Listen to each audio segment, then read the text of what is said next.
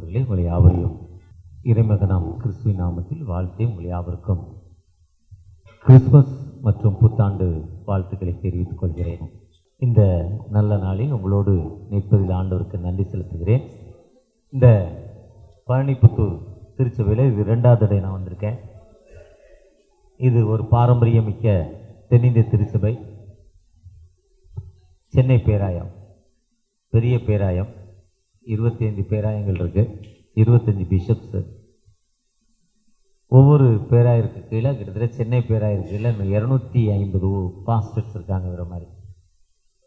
கேட்டகிஸ்ட் ஒரு மிஷனரிகள் ஒரு 160 பேர் இருக்காங்க.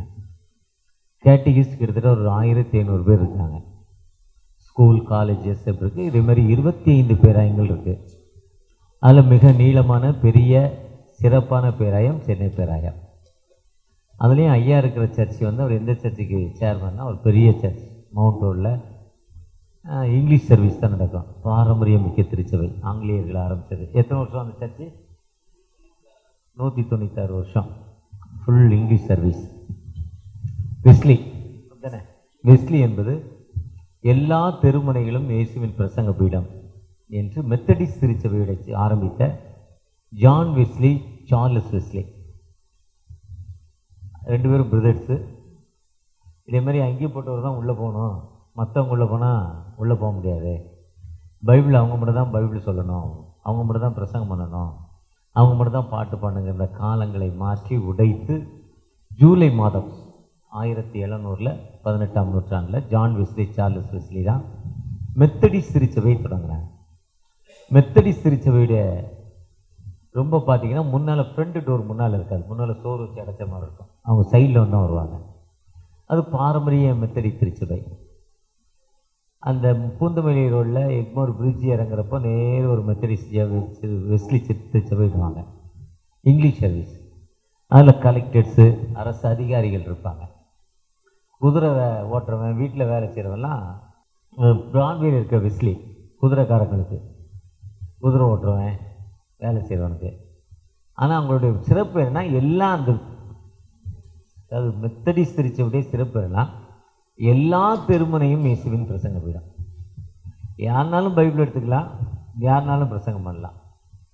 ஆண்டவருடைய வார்த்தைக்கு சொல்வது தடையில்லை. ஏன்னா ஆண்டவர் சொன்னது என்ன சொன்னார்? நீங்கள் புறப்பட்டு போய் நீங்கள் உலகெங்கும் போய் பிதா என்னை அனுப்பினது போல நான் உங்களை அனுப்புகிறேன். I will send you. கடவுள் என்னை அனுப்புனா நான் உன்னை அனுப்புகிறேன். அதனால் ஊழியத்தை செய்வதற்கு யாருனாலும் செய்யலாம். அப்படி இன்னைக்கு பறந்து விரிந்ததுதான் சென்னையில் இவ்வளோ பெரிய திருச்சபை, இவ்வளோ பெரிய வளர்ச்சி. சென்னையில் எல்லா மேல் வீட்டரையும் இயேசுவின் பிரசங்க விடமா இருக்கா? எல்லா மேல் வீட்லேயும் சர்ச்சை ஆரம்பிச்சிட்டாங்களா? இப்போ நான் ஒரு சர்ச்சுக்கு போகிறேன், எனக்கு வயர்வலி, தலைவலி, ஏதோ ஒரு கஷ்டம்.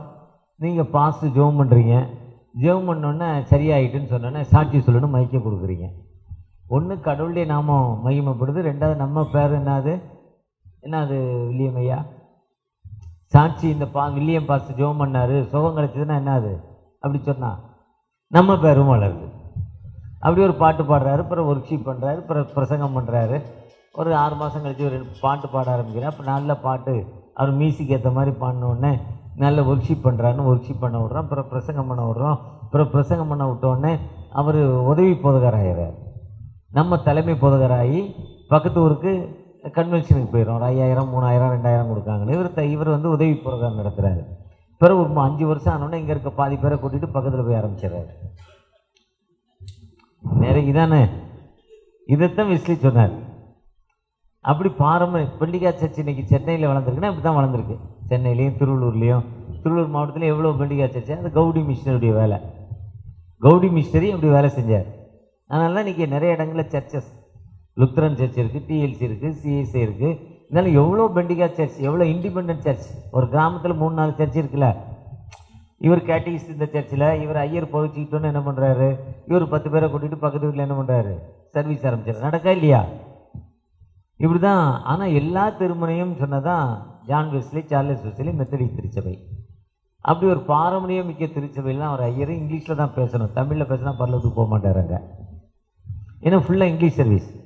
அது அவங்களுடைய வில்லேஜ் மினிஸ்ட்ரியில் வந்து இது ஆரம்பிக்கப்பட்டதான் பழனிப்புத்தூர் சிஎஸ்ஐ வெஸ்லி சர்ச். அப்படி ஆரம்பிக்கிற பாரம்பரிய திருச்சபையில் நீங்கள் வந்திருக்கீங்க. உங்களை வாழ்த்துகிறேன், அன்போடு வரவேற்கிறேன். உங்கள் யாவருக்கும் மீண்டுமாய் கிறிஸ்மஸ் வாழ்த்துக்களையும் புத்தாண்டு வாழ்த்துக்களையும் தெரிவித்துக்கொள்ள. கடந்த ஆண்டு முழுவதும் ஆண்டவர் நம்மை பாதுகாத்திருக்கிறார். நிலையான நிலையில் நம்ம என்ன பண்ணியிருக்காரு, எனக்கு நம்ம வழி நடந்தது. நேற்று என்னுடைய பிறந்த நாள். முந்தா நாள் ராத்திரி ஃபேக்ட்ரியிலேருந்து வீட்டுக்கு வந்தேன். குளித்து ரெடி ஆகிறேன். ஒரு கேரல் வரப்போகுது.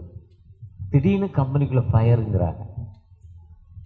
ஒரு மீட்ரு எரியுது, ஓடியாங்கிறாங்க. அப்படியே தலையெல்லாம் சிவலை, குளித்த தலையோடு அப்படியே ஒரு பேண்ட் எடுத்து அப்படி சொருகிட்டு ஒரு சட்டையை போட்டு குடு குடுன்னு ஓடி வரேன். ஏதோ ஒரு ஷார்ட்டாக இந்த இடத்துல இருந்து அந்த மீட்டரே எரிஞ்சு போச்சு. மீட்ரு எங்கே இருக்குன்னே தெரில. ஒரு பவர் 35 கிலோவாட்ஸ் பவர் உள்ள ஒரு பெரிய மீட்டர். ஒருவேளை நேற்று முந்தா நாள் ராத்திரி ஒரு இதே டைம் கொஞ்சம் அதிகம் ஃபயராக இருந்தால் நேற்று நான் பிறந்த நாளை கொண்டாடி இருக்க முடியுமா? ஜெயிலுக்கு தான் போயிருக்கணும். உண்மையா இல்லையா? 16ஆம் தேதி எனக்கு இப்போ டிசம்பர் 17 என்னுடைய பேர்த்டேன்னு சர்டிஃபிகேட்டில் இருக்குது.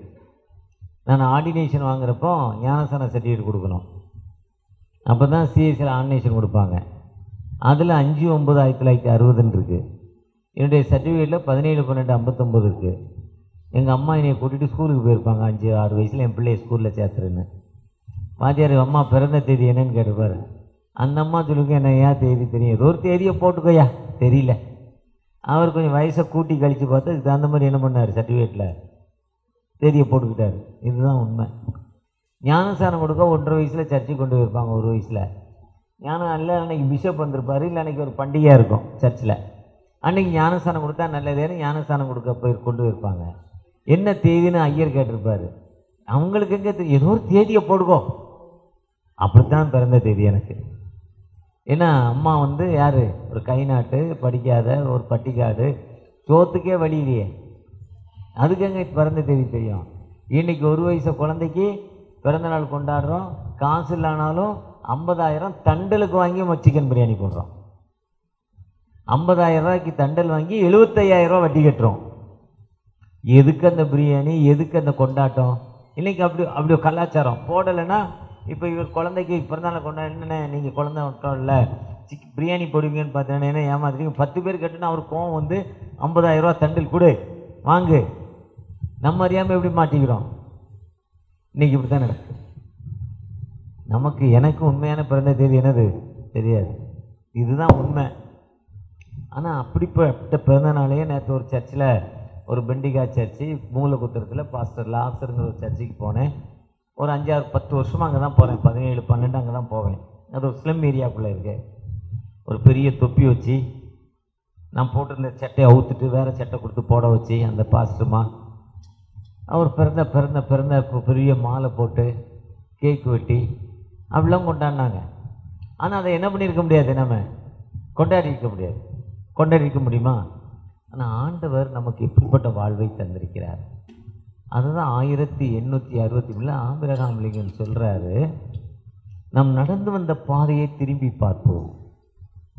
எத்தனை கஷ்டம், எத்தனை வேதனை, எத்தனை துன்பங்கள், எத்தனை பிரச்சனைகள் மத்தியில் கடந்து வந்தோம். 2024 முடித்து 2025 இந்த மாதத்தோட 12வது மாதத்தோட கடைசி பகுதி.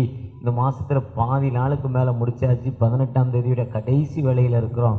நம்ம நடந்து வந்த பாதையில் எவ்வளவு கஷ்டம், எவ்வளவு துன்பத்தில் இருந்தோம். ஆனால் இவ்வளோ கஷ்டம், இவ்வளோ வேதனையில் இருந்த நமக்கு ஆண்டவர் எவ்வளோ வாழ்வு கொடுத்திருக்கிறார். அதுதான் அவர் சொல்கிறப்போ என்ன சொல்கிறாருன்னா, எரேமியா 2:6, என்னை விட்டு நீங்கள் தூரமாக போயிட்டீங்க, நீங்கள் எனக்கு சாட்சி உள்ள பிள்ளைகளாக இல்லை, நீங்கள் எனக்கு ஒரு வாழ்த்து இல்லை. 2:6 எரேமியா 2:6 வாசிங்கன்னா அவ்வளோ அருமையாக சொல்கிறார். நீங்கள் என்னை விட்டு என்ன போயிட்டீங்க, தூரம் போனோம்.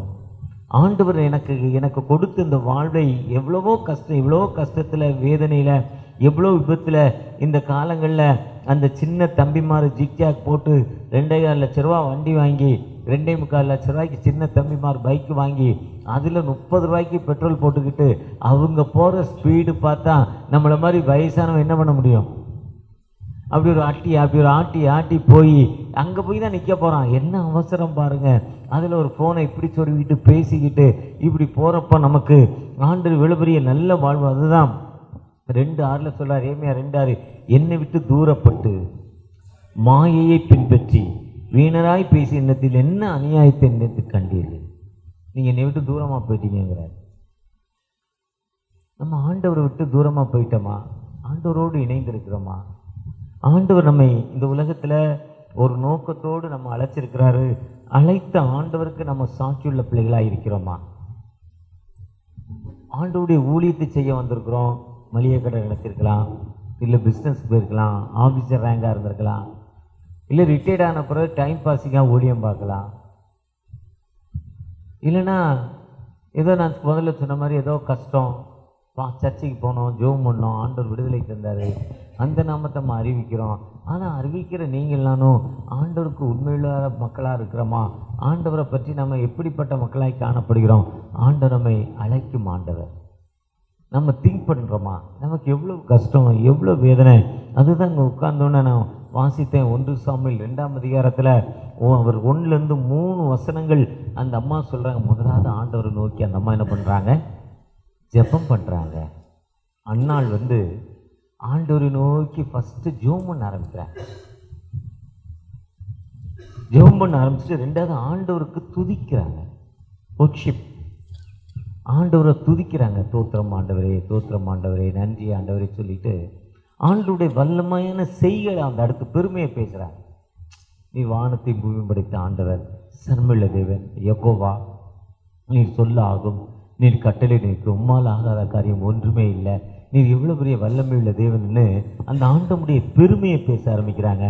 செஞ்சுட்டு அடுத்து சொல்கிறாங்க, நம்ம ஆண்டவருக்கு என்ன பண்ணணும், நம்ம செய்ய வேண்டிய காரியம் என்ன செய்யணும்னு சொல்லிட்டு அந்த அதே 3வது வசனம் சொல்லார், லார்ட் இஸ் விஸ்டம் லார்ட். அவர் ஞானம் உள்ள ஆண்டவர், அவர் ஞானத்தை கொடுக்கும் ஆண்டவர்.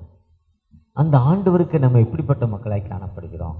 ஒருவேளை ஆண்டவர் எப்பவுமே நம்மோடு இருந்து எல்லா நிலையிலும் நம்ம ஒரு காரியங்களுக்காக ஜெபம் பண்ணுறோம்.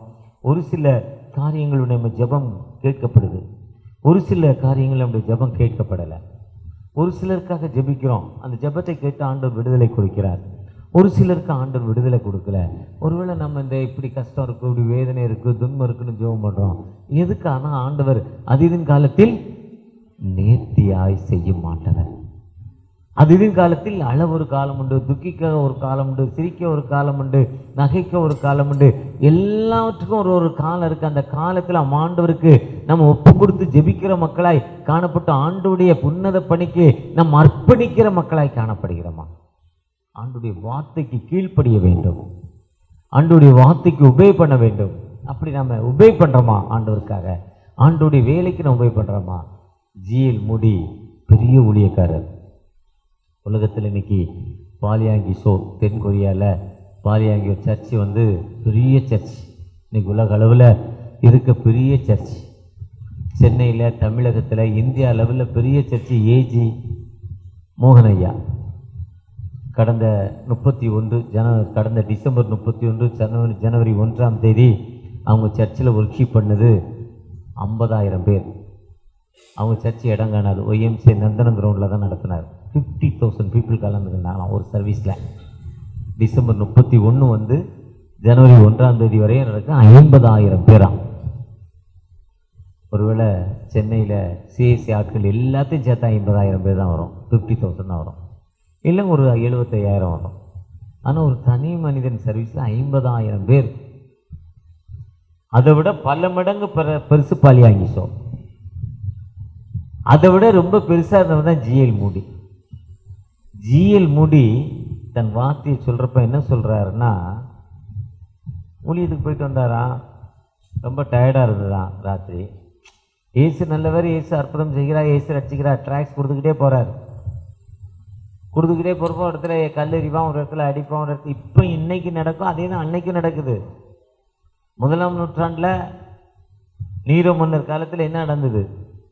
கிறிஸ்தவர்கள் நெருக்கப்பட்டு உலகெங்கும் சிதறி போனார்கள். அப்போஸ்தலர் 12:1 இருக்குல்ல, ஸ்தேவான். அப்போஸ்தலர் 7ஆம் முதல் ரத்த சாட்சியாரு ஸ்தேவான். இன்னைக்கு மட்டும் இல்லை, அடி அன்னைக்கு இருக்கு.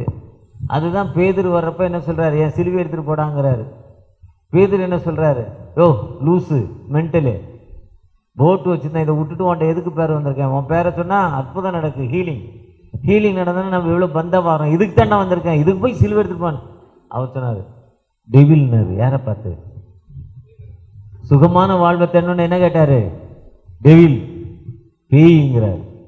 அப்போ சாத்தானே சொன்னாரா இல்லையா?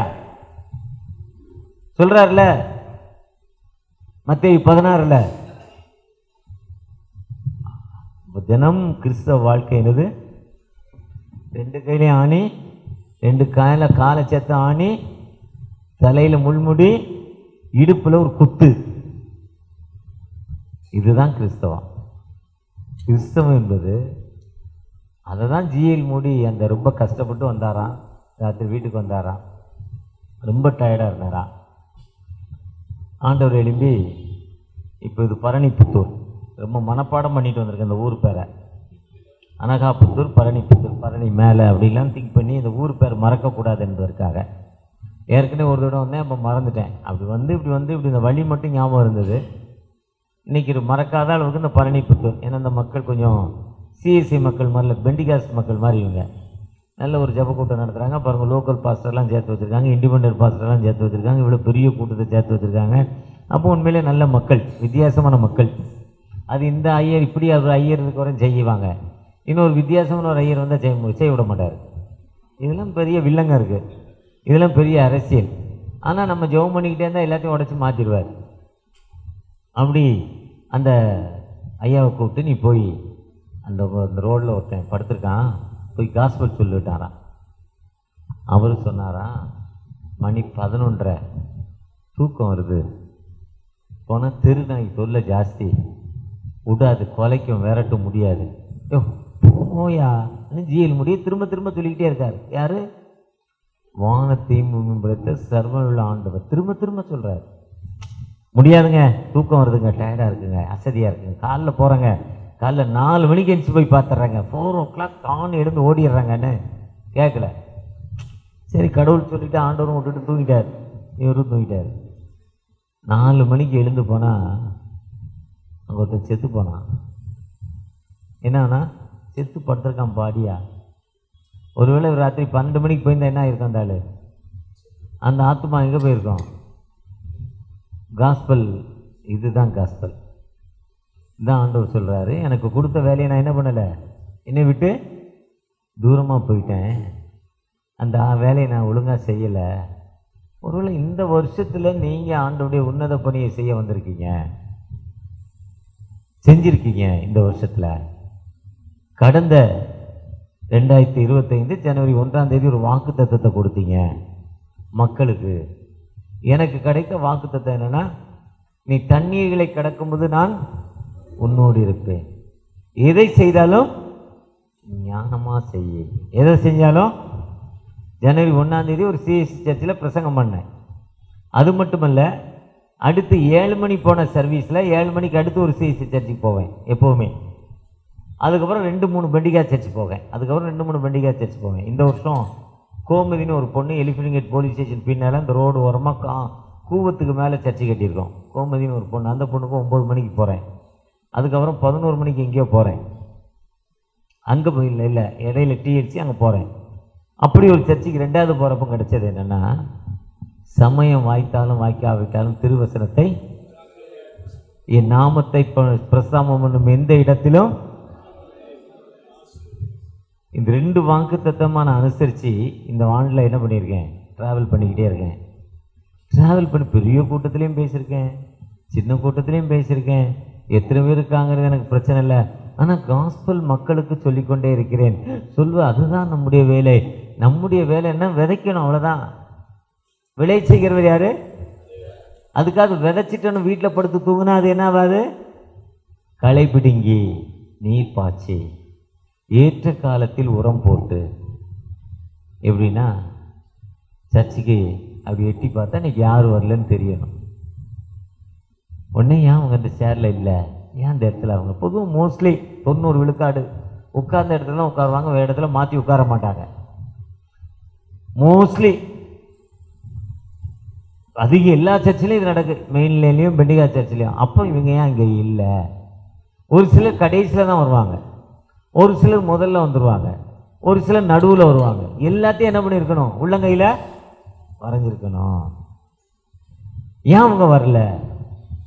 சர்வீஸ் முடிஞ்சோன்னா ஃபோனில் ஏமா வரல, என்ன ஆச்சு உங்களுக்கு? ஏதோ ஒன்று உடனே என்ன பண்ணணும்? குடுன்னு வீட்டுக்கு ஓடணும். வீட்டுக்கு ஓடி அவங்களுக்கு என்ன பிரச்சனை, அந்த பிரச்சனை என்ன பண்ணணும்? எனக்கே பிரச்சனை தீர்க்கல, வாடகை கொடுக்கல, என் பொண்டாட்டி வேலையை விட்டு ஊழியத்துக்கு வந்துட்டு என் பொண்டாட்டி திட்டிக்கிட்டு இருக்கா, நான் எங்கம்மா அவன் பிரச்சனை தீர்க்கிறது இல்லை. நீங்கள் ஜெபம் பண்ணிட்டு போங்க, அங்கே ஆண்டவர் என்ன பண்ணுவார்? வழி நடத்துவார். ஒரு தாடிக்காரு சிந்தாதிரிப்பட்டியில் இருக்கார், பாஸ்டர் பேர் மறந்துட்டு, உங்களுக்கு தெரிஞ்சிருக்கும் நிச்சயமா. ஒரு நல்ல அழகாக பாட்டு பாடுவார், சூப்பராக பாட்டு பாடுவார். அவர் ஒரு நாள் சர்வீஸ் முடிச்சுட்டு வீட்டுக்கு போனாராம். 200 ரூபா அந்த தான் காணிக்க வந்த காசு. அவங்க பையன் எப்பா சிக்கன் 65 வேணும்னானா. உடனே ஒரு அங்கே பக்கத்தில் சிக்கன் 65 சின்னதிரிப்பட்டியில் ரொம்ப சூப்பராக போடுவானா, வாங்க போனாராம். அவன்கிட்ட போய் ஆர்டர் பண்ணுமுன்னா என்னை மாதிரி ஒரு பைத்தியக்காரன் போய், அப்பா ஒரு பாஸ்ட்டு என்னை மாதிரி ஒரு ஆள் போய், என்னப்பா ஒரு மாதிரி இல்லைப்பா 3 நாள் ஆச்சு சாப்பாடு இல்லை, ரொம்ப கஷ்டமாக இருக்குது. இன்னும் அந்த பாஸ்ட்டு சொன்னாராம், இப்போ சிக்கன் 65 பையன் சொன்ன பக்கடா பெருசா, இவருக்கு இந்த காணிக்கை கொடுக்குறா. ஜோம் பண்ணோன்னே ஆண்டு ஆவியானவர் மனசில் உணர்த்துறார், கொடுத்துட்றான்னு எடுத்து கொடுத்துட்டு போயிட்டான். வீட்டுக்கு போனால் பையன் வாசல்லே நிற்கிறான். அப்பா என்ன வாங்கிட்டு வர்றாரு? சிக்கன் பக்கோடா வாங்கிட்டு வர்றாரு. வாசல்லே நிற்கிறான். எப்பா சிக்கன் பக்கோடா எங்கே? ஒன்றுமே சொல்லலையா. அவன் நேரே பெட்ரூமில் போய் அழுதுகிட்டே படுத்துறேன், பிள்ளை வாங்கிட்டு வர சொன்னான்.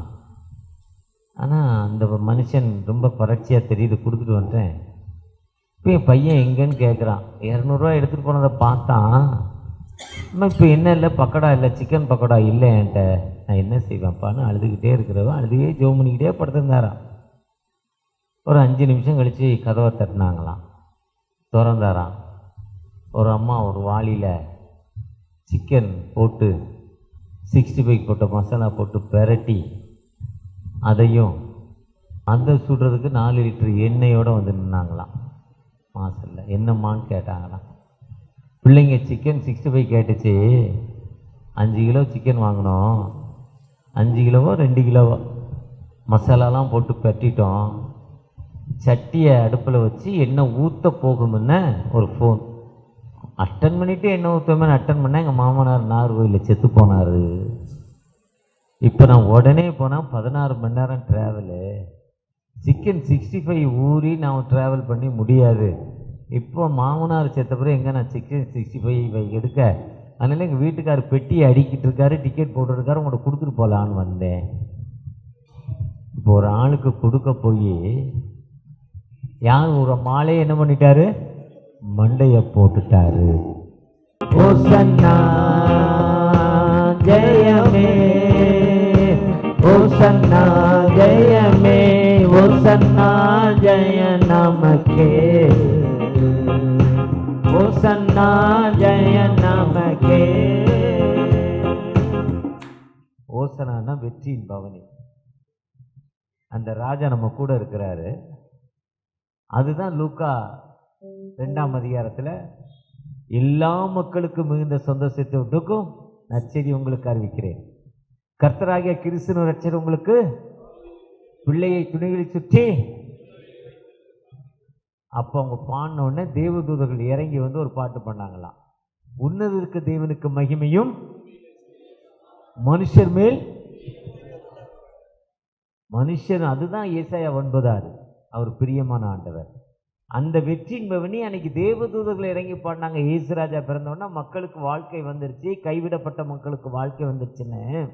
ஆனால் அந்த இயேசுராஜா சிலுவையை சுமக்கும் முன்னால கழுதையின் மேலே ஏறி போறப்போ லூக்கா 19:38 அங்க இருக்க மக்கள் பாடுறாங்க, உன்னதற்கு தேவனுக்கு மகிமையும். முதல்ல பாடினது பிறந்தவுடன் பாடினாங்க தேவதூதர்கள். ஆனால் இயேசு ராஜா வந்த பிறகு அவர் வெற்றியின் பவனில் மக்கள் பாடினாங்க. அதே மாதிரி நீங்கள் நானும் பாஸ்டர் ஆகும் முன்ன கடவுள் எனக்காக ஒரு மகன் பிறந்திருக்கிறான், அவன் வேலையை செய்வான்னு சந்தோஷமா பாடியிருப்பாரு. ஆனால் இன்னைக்கு அங்கே இருக்க மக்கள் உங்களை பார்த்து, ஐயா இந்த பாஸ்டர் வந்தாரு, இந்த பாஸ்டர் வந்த பிறகு எவ்வளவு அற்புதம் எங்கள் ஏரியாவில் நடக்கு, கொலை நின்று போச்சு, கொள்ளை நின்று போச்சு, ஏமாத்துக்காரன் நின்று போனான், துணியை காண்றவன் கொண்டு போனான்னு இப்படி அந்த மக்கள் பாடணும். எப்படி பாடணும்னா காலையில் ஒரு வாட்ஸ்அப்பில் ஒரு அம்மா சொல்லிச்சு, சூப்பராக சொல்லிச்சு. என்ன சொல்லிச்சுன்னா, ஒரு வயதான பெரியவர் எங்களை மாதிரி 65 வயசு, எனக்கு 66, இவருக்கு 66 தான். அப்போ வயசாகிடுச்சு தானே அர்த்தம். ஏன்னா இவரும் அடிக்கலை, நானும் அடிக்கலை டை. இப்போ எங்களை மாதிரி ஒரு ஆள் சாப்பிட போனான். நான் இதே மாதிரி ஜிப்பா பெருசு சாப்பிட்டாரு. சாப்பிட்டு முடிச்சுட்டு பில்லு கொடுக்கணும். பில் பாக்கெட் வந்தோன்னா ஜிப்பாவில் கை விடுறாரு. ஜிப்பாவில் கை விட்டால் ஷாக் ஆகிட்டார். மணி பர்ஸை காணலை. ஹோட்டலுக்காரர் சொல்கிறாரு, எத்தனை பேர் அப்படி கிளம்பிருக்கீங்க, சாப்பிட்டு முடித்த பிறகு மணி பர்ஸை காணலன்னு ஹோட்டல் ஓனர் திட்டுறாரு. ஏன்னா அவர் எத்தனை பேரை சந்திக்கிறாரு. அவர் ப்ராக்டிக்கலாக நான் பிஸ்னஸ் மேனுங்கிறதால அவரையும் நான் தப்பாக சொல்ல முடியாதுல்ல. அப்போ என் எண்ணத்தை நானே குத்துற மாதிரி ஆயிரும்ல. எத்தனை பேரா கிளம்பிட்டீங்க, இன்னும் ஒன்றே வேலை காணுடைய கூப்பிட்றா, வாடா சட்டையா விட்றா அவரை. நீ சட்டையை ஊற்று கொடுத்துட்டு வீட்டில் போய் அவர் சொன்னார், 2 தெருவுக்கு அப்புறம் தான் எங்கள் வீடு, நான் போய் எடுத்தாந்து விட்டாரேன். சட்டையை ஊற்று கொடுத்து போனோன்னே அந்த வயதான பெரியவர், ஒரு நல்ல பதிப்பு மிக்கவர், படித்தவர், அவர் கொஞ்சம் ஒரு மாதிரி கிட்டுக்கிட்டு ஆடி என்ன செய்யல, அப்படி வேத்து வடிஞ்சு என்ன சொல்கிறது, சாப்பிட்டாச்சு தப்பு தானே.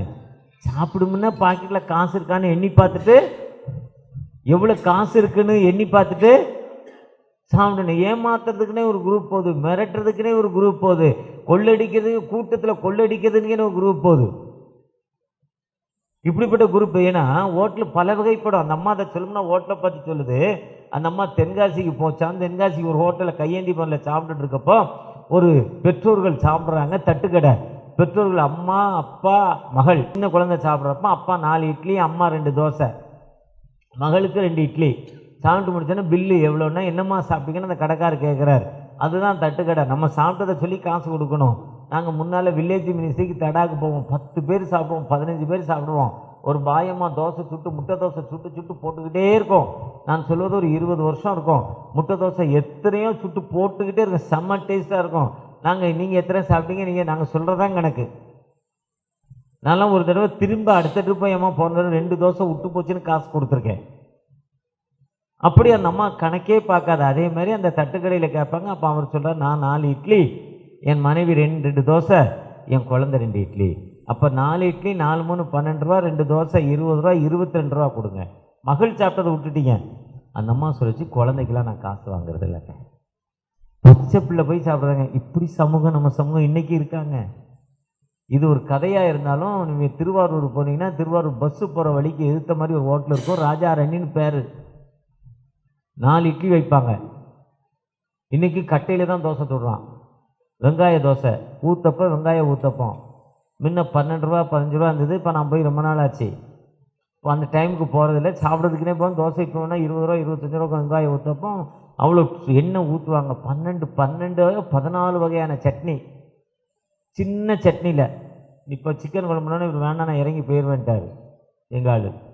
சட்னி சாம்பார் அவர்கிட்ட கேட்டார், வச்சிட்டார். 14 வகையான சட்னி. அந்த கடையில் ராஜா ரணின்னு பேர். எத்தனை பேர் போனாலும் 4 இட்லி ஃப்ரீ. முடியாத மக்கள் அப்படி வந்தோன்னா குழந்தை குட்டியோடு நிற்கிறோம். 4 இட்லி ஒரு ஆளுக்கு. எத்தனை பார்சல் கொடுக்காங்கன்னே தெரியாது. கிறிஸ்தவம் இல்லைங்க, கிறிஸ்தவம் இல்லை. இந்த சமூகம் இன்னைக்கு உயிர் வாழுது இருக்கு. அப்படி இடத்துல தான் இந்த பெரியவர் போய் பாக்கெட்டை பார்க்காம சாப்பிட்டார். அவர் பார்த்து தான் சாப்பிட்ருக்கணும். அப்போ ஒரு பையன் வந்தான், நம்ம மிஷினரி மாதிரி ஒருத்தர் வந்தார். என்ன பிரச்சனை, என்னாச்சு? தம்பி, சாப்பிட வந்தேன், மணி பர்ஸ் எடுத்து பாக்கெட்டில் வச்சுட்டு தான் வந்தேன். அது எப்படியோ கீழே விழுந்திருக்கா, யாரோ திருடிட்டாங்களா தெரியல, சாப்பிட்டுட்டேன், பசி, இப்போ பணம் கொடுக்க முடியல, இவங்க சட்டையாக ஊக்குறாங்க, எனக்கு என்ன செய்யுதுன்னு தெரியல. உடனே அந்த தம்பி, பில்லு எவ்வளோயா? 2 தோசை சாப்பிட்டாருங்க, இன்னும் 240 ரூபாங்க. A to Bல ஒரு தோசை 120 ரூபா. அதே தோசை கையேந்தி பொருள் 30 ரூபா. அதே தோசை இன்னொரு வேகமாக விற்கிற கடையில் 60 ரூபா. எல்லாம் தோசை தான், அதே அளவு தான். அவர் அட்வான்ஸு வாடகை அதிகம் கொடுத்துருக்கார், டெக்கரேட் அதிகம் பண்ணி வச்சுருக்கிறார், அவ்வளோதான். உடனே அவர் சாப்பிட்டு இருந்தா காசை கொடுத்துட்டு அவர், ஐயா வாங்க கவலைப்படாதீங்கன்னு கூட்டிக்கிட்டே போகிறானா. கூட்டிக்கிட்டே போயிட்டு பாக்கெட்டில் கை விட்டானா. யார் பாக்கெட்? அவர் பாக்கெட்டில், இவன் பாக்கெட்டில். தம்பி மிஸ்டரி மாதிரி ஆள் பாக்கெட்டில் கை விட்டான். 4 மணி பர்ஸ் எடுத்தான். பாருங்க, இது உங்கள் மணி பர்ஸ் எது பாருங்கன்னா. அவர் இதுதான் தம்பி என் மணி பாஸ்டர், தோத்துறோம், இனிமே நான் என்ன பண்ண மாட்டேன், திருட மாட்டேன். இப்படிப்பட்ட சமூகத்தில், இப்படி இருக்கிற சமூகத்தில் நம்ம சாட்சி சொல்கிறப்போ, நம்ம வாழ்க்கை அர்ப்பணிப்போடு இருக்கப்போ, அந்த சமூகத்தில் நீங்கள் தாங்க கிங்கு, அங்கே உங்கள் தாங்க வாழ்த்துவான். நம்ம சாட்சி எப்படி இருக்கு? ஆனால் பக்கத்து வீட்டுக்காரன் அரை அடி இடம் எடுத்துட்டான்னா என்ன பண்ணுறோம்? சண்டை போடுறோம்ல, பாசுங்கிறதே மறந்துடுறோம்ல, பிரச்சனையில் என்ன விட்டு கொடுக்க மாட்டோம்ல, வந்து பாடுறா பார்த்துருவா 2ல் 1ங்கிறான்ல. பக்கத்து வீட்டுக்கார சவுண்ட் சர்வீஸ் சத்தத்தை குறையாடா, உனக்கு எனக்கு சம உரிமை தான், நீ கெட்டுற நான் கட்டக்கூடாதா பாரு, கூட கொஞ்சம் என்ன பண்ணுறோம், சவுண்டை கூட்டுறோம்ல. உடனே நம்ம பாஸ்டர் ஃபெலோஷிப் தலைவருக்கு ஃபோன் பண்ணி வா சண்டை போடுவாங்கிறான்ல. செய்கிறோமா இல்லையா? ஒரு பாஸ்டர் ஒரு இடத்துல தண்டல் வாங்கிட்டான். ஆட்டோ வாடகைக்கு எடுத்து ஓட்டுவான். பாஸ்டர் எனக்கு தெரியும், எனக்கு ரொம்ப பிடிக்கும் அந்த ஆளை, ரொம்ப ரொம்ப பிடிக்கும். நான் எதுக்கு பிடிக்கும்னா, ரொம்ப பின்தங்கின ஏரியாவில் யாருக்கு புருஷனே தெரியாது, அந்த ஏரியாவில் நான் சேல்ஸுக்கு போவேன், ரொம்ப கவனமாக இருக்கணும். அந்த ஏரியாக்குள்ள சர்ச், அப்படிப்பட்ட அர்ப்பணிப்பு. ஆனால் ஆட்டோ ஓட்டிக்கிட்டே சர்ச்சு நடத்துகிறான். வாடகை கொடுக்க மாட்டானா, வீட்டுக்கு வாடகை கொடுக்க மாட்டானா. யாரு? பாஸ்டர். ஆட்டோக்கு வாடகை கொடுக்க மாட்டார், வீட்டுக்கு வாடகை கொடுக்க மாட்டார், தண்டல் வாங்கி தண்டல் கட்ட மாட்டார். 3 பிள்ளைகள். கடைசி ஒரு இடத்துல 1 லட்ச ரூபா தண்டலும் கொடுத்துட்டாங்க. ஒரு அம்மா கட்ட முடியல, அந்த அம்மா வந்து திட்டுது, தண்டல் கொடுத்த அம்மா. ஒய்ஃபு மண்ணனோடைய எரிஞ்சு போச்சு. நடந்த சம்பவம் நெட்டில் டவுன்லோட் பண்ணலை. என்னோடு உறவு கொண்டு ஒரு பாஸ்டர், அவங்க குரூப்பில் தான் நேற்று ஒருத்தர்கிட்ட போனேன் நேற்று. ஆனால் இவர் வேறு டைப்பு, அவர் தான் இவரை பற்றி சொல்லியிருக்காரு. அந்த அம்மா செத்து போச்சு, பாடி எடுக்க மாட்டேன்ட்டான். இந்த அம்மாவால் தான் என் முன்னாடி செத்துச்சுடா, 20 லட்ச ரூபா கொடுன்னு கேட்குது. யார்கிட்ட? தண்டல் கொடுத்தவன்ட்ட. தண்டல் கொடுத்தவன் திட்டினான், அதனாலே ஒய்ஃப் செத்து போகிறான். இதுக்கும் 30 பாஸ்டர் போய் உட்காந்து தரணான். எத்தனை பாஸ்டர்? 5 லட்ச ரூபா வாங்கினாங்க பாஸ்டர்ஸ் கலட்டா பண்ணி. இப்போ இது சாட்சியா? எப்படி இருக்கிறோம்? நம்ம இருக்கிற இடத்துல ஆண்டவருக்கு சாட்சியாய் நீங்கள் வாழ்கிறப்போம், நாம் வாழ்கிறப்போம், ஆண்டவர் இவங்க பார்ப்பா வந்தாங்க, சர்ச்சை ஆரம்பித்தாங்க, ஜெபம் பண்ணாங்க. இந்த தேசம் எப்படி இருக்கு? எனக்கு தெரிஞ்சு 25 வருஷத்துக்கு முன்னால் எத்தனை புயல் வந்தாலும் ஆந்திராவுக்கு போயிடும், சென்னையில் அடிக்காது.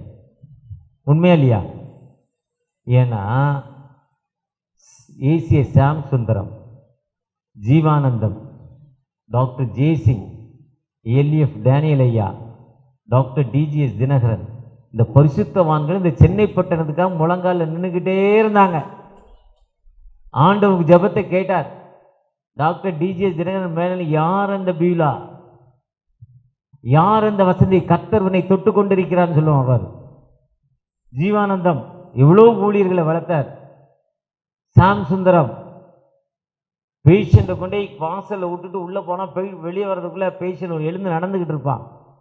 முழங்காலில் நின்று தேசத்துக்காக ஜெபித்த ஒரு மனிதர் சாம் சுந்தரம். இன்னைக்கு பணத்துக்காக அந்த திருச்சபை மாற்றிட்டாங்க அவருடைய வாரிசுகள். ஒருவேளை நீங்கள் நானும் அப்படிப்பட்ட அர்ப்பணிப்போடு இருக்கப்போ, ஏன் நீங்கள் நானும் அந்த தென்கொரியாவில் இருக்கிற அதை பாலியாங்கி சோ போல நீங்கள் நானும் ஏன் வளர முடியாது? அதான் சொல்றார், நீங்கள் சாட்சியா இல்லை, என்னை விட்டு இங்கே தூரமாக போயிட்டீங்க. எரேமியா 2 சொல்றார், என்னை 2 ஆள்ல என்னை விட்டு இங்கே தூரமாக போயிட்டீங்க. அதுதான் அன்னாள் ஜெபம். நீங்க கர்த்தருக்கு நோக்கி ஜெபிங்க, நன்மையை சொல்லுங்க, ஆண்டவர் செய்த ஆண்டவரை துதிங்க, ஜெபம் பண்ணி ஆண்டவரை துதிங்க, அவருடைய நன்மையை சொல்லிட்டு உங்களை நீங்க அர்ப்பணிங்க. அப்படி அர்ப்பணிக்கிறப்போ ஆண்டவர் எல்லா நிலையிலும் உயர்த்தும் ஆண்டவர்.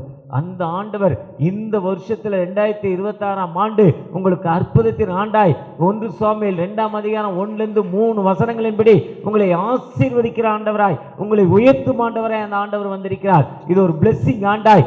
என் வாழ்க்கையில ஆண்டவர் என்னை உயர்த்த வேண்டும், அந்த ஆண்டவர் என்னிடத்துல வந்திருக்கிறார் நீங்க சொல்வதற்கு அவர் ஆயத்தமுள்ள தகப்பனாய் காணப்படுகிறார். நம்ம நீங்க யாரா இருக்கலாம், நான் யாரா இருக்கலாம், ஆண்டவர் சொல்றாரு நம்ம எல்லோரும் அவருடைய பிள்ளைகள், நம்ம எல்லோரும் அவருடைய பிள்ளைகள். அவருடைய ஊழியத்தை செய்யும் அவருடைய சர்வன்ட்ஸ், அவருடைய வேலைக்காரர். நம்ம கஷ்டப்பட அவர் எப்பவுமே என்ன பண்றதில்ல, விரும்புறதில்ல. அந்த ஆண்டவற்ற தகப்பனை நீங்க பயன்படுத்துங்கப்பா. 1 சாமுவேல் 2ஆம் அதிகாரம் அந்த வசனங்களை நான் வாசிக்கிறேன். அப்பொழுது அன்னாள் ஜெபம் பண்ணி, என் இருதயம் கர்த்தருக்குள், இந்த வருஷம் முழுவதும் என்னை ஆண்டவர் வழி நடத்திருக்கிறார். கடந்த ஆண்டில் 25 ஃபேமிலி, இந்த ஆண்டில் 35 ஃபேமிலி கூட்டியிருக்கிறாரு. இந்த போன வருஷத்தில் 2023 ஞானஸ்தானம், 24 ஞானஸ்தானம், 20 பேர், 25 50 பேர் ஞானஸ்தானம், 2 கிளை சபை ஆரம்பிச்சிருக்கேன். அதனால என் ஆண்டவர் என்ன என்ன பண்ணியிருக்கிறாரு, உயர்த்தியிருக்கிறார். களி கூறுகிறது. அடுத்து தலைமை போதகர் ஆயிட்டேன். நான் மட்டும் சர்ச்சை வச்சுதான் இப்போ 3 சர்ச்சை ஆயிட்டா. யாருன்னா பிஷப். அது 50 ரூபா 100 ரூபா கொடுத்து பிஷப் வாங்குறது இல்லை. 100 சர்ச்சுக்கு தலைவர் தான் பிஷப்பு. இப்போ எல்லாரும் தொப்பி வச்சுக்கிறோம், பிஷப்புங்கிறோம். கவர்மெண்ட்ல எங்கே போனால் நீங்கள் இந்த சர்ச்சுங்கிறீங்க, சர்ச்சில் உங்களுக்கு என்ன பொறுப்புன்னு கேட்குறான். உடனே பார்த்தோன்னா என்னப்பாங்கிறோம். உடனே ஒருத்தர் வராரு, வந்தோடனே ஒரு 50 ரூபா 100 ரூபா, இன்னும் அன்னைக்கு ஒரு 5000 10,000 ரூபா செலவு பண்ணி நான் பிஷப்புன்னு சொல்லிடுறோம். அது பிஷப் இல்லை. போன வருஷம் 2 சர்ச்சுங்க நான் வில்லேஜ் மினிஸ்ட்ரி பண்ண, அதில் ஒரு அம்மா இடம் கொடுத்ததுங்க, அதில் ஒரு சர்ச்சை ஆரம்பிச்சிட்டாங்க. அதில் மிரக்கல் நடந்ததுங்க. யாரோ ஊர்லேருந்து வந்தாங்க, ஒரு ஹீலிங் நடந்துங்க. அவங்க எங்கே சர்ச்சை ஆரம்பிங்கன்னாங்க, அங்கே ஒரு சர்ச்சை ஆரம்பிச்சிட்டாங்க. இப்போ தான் எப்போ இருக்கும் அப்படிதான், அப்போ தான் காலரை தூக்கி விட முடியும். சும்மா போயிட்டு ஏதோ மாமன் கூட இருக்கவனா, மச்சான் நான் சர்ச்சில் இருந்துட்டு என் மாமனும் மச்சானும் ஒன்றா சர்ச்சை ஆரம்பிச்சிருக்கோம், எங்கள் அண்ணன் தம்பி மச்சான் 3 பேரும் ஒன்றா இருக்கோம், இது சர்ச்சை, இதில் ஃபிலிம்லாம் காட்டக்கூடாது. நிறைய பேர் இப்படி தான் இருக்கோம். என்னையும் சேர்த்தான்னு சொல்கிறேன். எனக்கு நிறைய பேர் எல்லாரையும் தெரியும். ஒருவேளை இதில் எத்தனை பேர் எனக்கு தெரிஞ்சிருக்குமோ தெரியல. எத்தனை பேர் என்னைய தெரியும் பார்த்துருக்கீங்க. நிறைய பாஸ்டர் ஃபெலோஷிப்பில் பார்த்துருப்பீங்க. ஏன்னா கூப்பிட்டா, ஐயாவை கூப்பிட்டா ஏதாவது கொடுப்பாருன்னு தான் கூப்பிட்றாங்க. உண்மை தான். நான் ஒன்றும் பெரிய பிரசங்கியாரெலாம் இல்லை, பெரிய தீர்க்கதரிசிலாம் இல்லை, பெரிய உங்களை மாதிரிலாம் பாட முடியாது. அவர் பாடினார், அவரை மாதிரிலாம் பாட முடியாது. அவர் மேஜர் சொல்லி பாடினவர், மேஜர்னு ஸ்கேலை கரெக்டாக பிடிச்சார். நம்ம ஒரு டுபோக்கு ஒரு ஆள் அப்படிலாம் இல்லை. ஆனால் கர்த்தருக்குள் என் ஆத்மா கொம்பு என்ன பண்ணியிருக்கு, ஒன்றுமில்லாத குட்டுன்னு அவளை என்ன குழந்தை கிடச்சோன்னா என்ன சொல்லிட்டா, சர்ச்சை ஆரம்பித்து என்ன பண்ண போகிறோன்னொன்னே இப்போ என்ன பண்ணுது, ஒரு மிஸ்டரி வந்தாங்க FMBB. அந்த அம்மா சொல்லுது, ஊழியத்துக்கு போனால் உன்னை வெட்டி மீனுக்கு போட்டுடலாம் நாங்களாம். அந்த அம்மாவை பிச்சை எடுக்க போறியான்னு கேட்டாங்களாம். குழந்தை கருப்பாக பிறந்துட்டான். கருப்பாக பிறந்தோடனே கலராக இருக்க பொண்ணு பக்கத்தில் போய் நிற்பானா, உன்னை மாதிரி எப்படி கலராகிறதுன்னு. அது 300 ரூபா சம்பளத்துக்கு போனாங்க. அந்த பையனுக்கு கல்யாணம் நடக்கிறப்போ 3000 ரூபா. இப்போ உங்களுக்கு 1500 ரூபா பென்ஷனு. இன்றைக்கி பெரிய டாக்டரு அவங்க பிள்ளைங்கள்லாம். அந்த ஊழியத்துக்கு ஒருத்தங்க கேட்டால் பிச்சை எடுக்க போகலான்னு சொன்னவன் இன்றைக்கி எப்படி இருக்காங்க, அவங்க பிள்ளைகள் எப்படி இருக்காங்க, பெரிய டாக்டர். என் ஆத்மா அப்போ தான் நம்ம என்ன பண்ண முடியும், ஆண்டவருக்கு உண்மையாக ஊழியம் செய்கிறப்போ உயர்த்தப்படுவோம். அதுதான் நம்ம சொல்லுது, கர்த்தருக்குள் என் ஆத்மா என் கொம்பு உயர்த்தப்பட்டு இருக்கிறது, என் பகைஞர் மேல் என் வாய் உங்களுடைய ரட்சிப்பினால் சந்தோஷப்படுகிறேன். Joy to your salvation. ரட்சிப்பினால், அதுதான் இயேசு என்று பெறுவாயாக நமது ஜனங்களின் பாவங்களை நீக்கி அந்த ரட்சிப்பு. இதுதான் நம்மளுடைய தாட் ஃபர்ஸ்ட். செகண்ட் தாட் என்ன சொல்றாங்க, கர்த்தரை போல அவரை பெருமைப்படுத்துறாங்க. உங்க மாதிரி யாருமே, எரேமியா 10:10, சங்கீதம் 115, ஏசாயா 44, அவங்கெல்லாம் எப்படிப்பட்டவங்கன்னு சொல்லியிருக்கோம். எரேமியா 10:10 மெய்யான தெய்வன், உயிருள்ள கடவுள், வல்லமையுள்ள தேவன், நித்திய பிதா. அதை தான் ஏசாயா 9:6. அவர் நீ உண்மை போல யாருமே இல்லை, ஆனா நீங்க தான் நல்லவர்னு சொல்லிட்டு சொல்ற. நான் இன்னும் மேட்டுமையா பேச மாட்டேன், ஏன்டா ஒண்ணுமே இல்லை. நம்ம அவருக்கு முன்னால ஜீரோ. நல்லா பாடுவேன், நல்லா பிரசங்கம் பண்ணுவேன், நல்லா ஒர்க்ஷிப் பண்ணுவேன், நல்லா ஜெபம் பண்ண ஆவியில் அனல்லா பறக்கம்லாம் சொல்லக்கூடாது. பாஸ்டர் ஐஜான் தேவாட்டுக்குடி திருச்சபை 1500 பேர் சர்வீஸில், எளிமையானவர். அப்படி கையை நீட்டினா பவர் அப்படி இறங்குது. ஆனால் எந்த பாஸ்டர் ஃபெலோஷிப்பும் போக மாட்டார், ரொம்ப எளிமை. ஆட்டோவில் கூட வர்றதில்லை. மருமகன் கூட பின்னால் 2 வீலரில் உட்காந்துட்டு வர்றாரு. ஒரு வாரத்துக்கு காணிக்க 40,000 ரூபா 50,000 ரூபா வருது. மூட்டையில் தான் காணிக்க கொண்டு போகிறாரு. எளிமை. அவர் எப்போவுமே தன்னை உயர்த்ததில்லை. தைஜான் தேவாட்டுக்குடி திருச்சபை விகேயில் சர்வீஸ் நடக்கு. துணியன்ற போலீஸ் ஸ்டேஷன் மேலே சர்ச்சு. எனக்கும் அவர் பங்காளியில் உறவில் ஒன்றும் இல்லை, ஒட்டு இல்லை. ஆனால் வட சென்னையில் ஒரு சாட்சியான ஒரு மனிதன். அந்த சாட்சி உங்களுக்கு எனக்கு வரணும். இந்த ஜெபத்தை சொல்லி நீங்கள் ஜெபிங்க. 26ஆம் ஆண்டு ஆண்டவர் உங்களை உயர்த்தும் ஆண்டவர், வல்லமை உள்ள ஆண்டவர். அந்த ஆண்டவர் நம்மோடு வந்திருக்கிறார். அன்பின் தகப்பனே, இந்த பழனிப்புத்தூர் திருச்சபைக்காக இங்கே வந்திருக்கிற உங்களுடைய ஊழியத்தை செய்ய உங்களுடைய நான் வேலையில் நீ பயன்படுத்துகிற அன்பு சகோதரர்களுக்காக, உங்களுடைய வேலையில் உங்களுடைய பணிப்பை ஏற்று உண்மையாய் பணி செய்யும் அன்பு ஊழியர்களுக்காக ஜெபிக்கிறப்பா. நாங்கள் எத்தனையோ வேதனையில் இந்த இடத்துல இருக்கோம், எத்தனையோ தேவைகள் இந்த இடத்துல இருக்கோம். இந்த கிறிஸ்துமஸ் காலம் எங்கள் சர்ச்சில் நான் ஒரு 50 புடவை கொடுக்கணும், நான் 10 புடவை கொடுக்கணும், ஒளியே இல்லைப்பா. ஏக்கத்தோடு ஜெபிக்கிறாங்கப்பா. என் சர்ச்சில் இப்படி ஒரு குடும்பம் மருத்துவம் இல்லாமல் மாத்திரம் இல்லாமல் இறந்துக்கிட்டு இருக்காங்க, அந்த மக்களுக்கு நான் உதவி செய்யணும். அப்படி ஏக்கத்தோடு ஜெபிக்கிறாங்க பிள்ளைகள் மத்தியில். இந்த வருஷத்தில் திருச்சபையை காலி பண்ண சொல்லிட்டாங்க, என்னை ஜெப வீட்டை காலி பண்ண சொல்லிட்டாங்க. இப்போ அட்வான்ஸ் ஜாஸ்தி கேட்குறாங்க, இதுவே வாடகை கொடுக்க முடியலன்னு தான் வெட்டி விடுறாங்க. நான் எங்கப்பா போவேன்னு ஏக்கத்தோடு கண்ணீரோடு பல நிலையில் வேதனையோடு ஜெபிக்கிறேன். அன்பு பிள்ளைகள் மத்தியில் உங்களுடைய பிரச்சனை இறங்கட்டும், உங்களுடைய வழிநடத்தல் இறங்கட்டும். ஒவ்வொருவரையும் நீங்கள் பிளஸ் பண்ணுங்கப்பா. ஒருவோடு உங்களுடைய பிரச்சனை வழிநடத்தல் இருக்கட்டும். ஒரே ஆசீர்வதிங்க. மீட்பர் இயேசு மூலம் ஜெபம் கேளும் அன்பின் தகப்பனே, ஆமென். அறுவடை மிகுதி.